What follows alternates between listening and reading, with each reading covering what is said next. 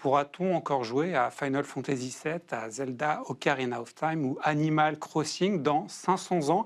C'est le pari de la BNF qui s'efforce depuis plus de 30 ans de conserver les jeux vidéo et tous les éléments autour du jeu vidéo. Et je vais en parler avec le chef du service multimédia de la BNF, Laurent Duplouy. Bonjour. Bonjour. Ravi de vous accueillir sur le plateau de PlaySmart. C'est une première pour quelqu'un de la BNF. Depuis quand ce travail de conservation il a été lancé? Alors officiellement, le travail de conservation autour du jeu vidéo et du multimédia en général, il débute en 1992 avec l'évolution de la loi sur le dépôt légal. Le Mais dépôt légal, si on rappelle à ceux qui ne connaissent pas, c'est l'obligation pour les éditeurs de vous transmettre en fait les éléments qu'ils ont publiés en fait. c'est ça, absolument. Il débute il y a fort longtemps, puisqu'il débute en 1537 avec François Ier, qui n'était pas Il n'y avait pas encore de jeux vidéo à il n'y avait pas l'époque. encore de jeux vidéo à l'époque, et c'est le dépôt légal du livre, hein, et des livres publiés à l'époque dans le royaume. Et au fur et à mesure de l'évolution des médias, eh bien, le dépôt légal est venu s'enrichir de différentes évolutions de l'édition, en fait. Et comment l'idée a évolué, a fait son chemin de se dire que le jeu vidéo, au même titre que la littérature, que le cinéma, que la musique, avait sa place dans les travées de la BNF? Bah, c'est un processus qui se fait effectivement petit à petit. Il n'y a pas qu'un seul élément déclencheur, il y en a des multiples. Il y a l'évolution de l'édition, on voit apparaître des jeux vidéo dans les magazines, il commence à y avoir Une des dimension livres artistique qui... aussi. Voilà, et donc ce processus de patrimonialisation, il se fait petit à petit, et à un moment, il devient une évidence qu'il faut qu'il intègre les collections de la BNF, puisqu'on a vocation à donner une image de l'ensemble de l'édition. J'avais vu passer une information il y a quelques semaines à propos du jeu Final Fantasy VII que j'ai cité en tout début de séquence. Et en fait, le code source de la version d'origine a été perdu. Ça souligne exactement la raison d'être en fait de ce programme.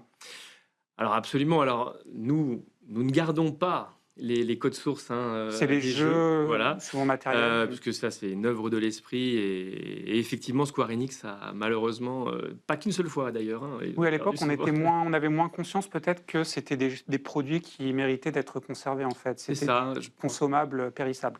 Absolument, oui. Là, vous avez à peu près combien le stock en fait, j'imagine, à disposition à la BNF, il ressemble à quoi? 23 000 à 24 000 jeux.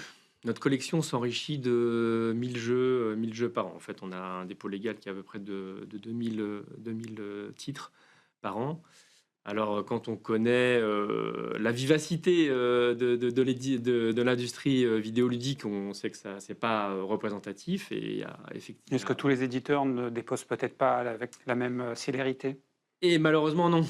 Certains s'y Ou certains conforment. gros ne déposent pas? Et certains gros ne déposent pas. Bon, si on peut citer Nintendo, par Nintendo, exemple? par exemple, qui dépose pas depuis 2016, ce qui est un peu embêtant Donc pour. Breath of the Wild, Tears of the Kingdom, pour l'instant, ne sont pas dans vos collections, ce qui est dommage. Et non, et non, et non, c'est malheureux. Bon, Et donc là, il y a un dialogue quand même avec eux pour résoudre le... pas vraiment, Pas encore. pas vraiment, pas vraiment, mais je doute pas que. Dans la conservation du jeu vidéo, vous disiez on ne garde pas les codes sources parce que Mm. vous n'aviez pas la possibilité de retravailler les jeux, par exemple, Mhm. mais il y a un gros mouvement de dématérialisation du jeu vidéo. Mm. Ça a quel impact, vous, sur votre travail? Alors, c'est à la fois, ça change beaucoup de choses, et à la fois peu, mais en tout cas, aujourd'hui, ça crée une rupture dans le dépôt légal, puisque en fait, ce que nous demandons aux éditeurs, c'est de nous déposer une version sans DRM. Les DRM, c'est quoi? C'est ce qui bloque en fait Voilà, l'utilisation sans... Enfin, par exemple, on prend la différence entre Steam, où vous devez être connecté à Internet pour jouer, ou une plateforme comme GOG, où le jeu, techniquement, vous appartient, il est sur le disque dur. C'est ça la différence. c'est ça la différence, absolument. Donc dans ce cas-là, et c'est vrai que c'est quelque chose qui n'est pas toujours facile à faire Ils ont pour peur de le les faire. éditeurs. Ils n'ont pas le temps de le faire, et n'ont pas, souvent pas conscience qu'ils ont à le faire, hein, parce qu'on parlait tout à l'heure du dépôt légal. C'est vrai que les gros éditeurs connaissent l'existence du dépôt légal, mais un certain nombre d'éditeurs l'ignorent encore. J'ai lu 2, 3 choses en préparant cette interview. Et il y a des jeux qui sont peut-être plus durs à conserver que d'autres. C'est notamment les jeux de service en Mm. ligne. Pourquoi c'est plus compliqué avec cela? Eh bien, parce que il est très peu probable qu'on soit capable de recréer toute l'infrastructure avec les serveurs. Tous ces jeux s'appuient sur des serveurs tiers que nous ne récupérons pas hein, par définition, parce qu'en fait, on récupère que le jeu en lui-même.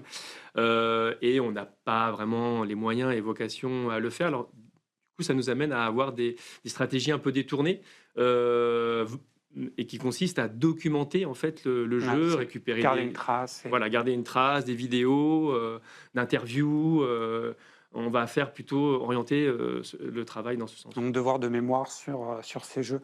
Merci Laurent Duplouy, je le rappelle, chef du service multimédia à la BNF. C'est une équipe de combien de personnes à peu près? On est 19 en tout. 19 pour préserver le patrimoine vidéoludique et pas seulement, puisque c'est un service beaucoup plus large avec le cinéma, la musique.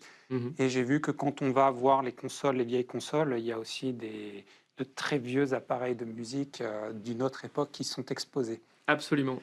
Merci beaucoup. On continue PlaySmart. On va s'intéresser à l'éducation de nos enfants, à la bonne pratique du jeu vidéo, parce que oui, le jeu vidéo, ça peut être un danger, mais c'est avant tout une activité de passion avec des avantages. Mais pour que ce soit un avantage et pas un problème, le jeu vidéo, c'est bien que les parents accompagnent. Et il faut accompagner avec certaines bonnes pratiques. On va en parler tout de suite avec Sarah El Haïry et Catherine Roland.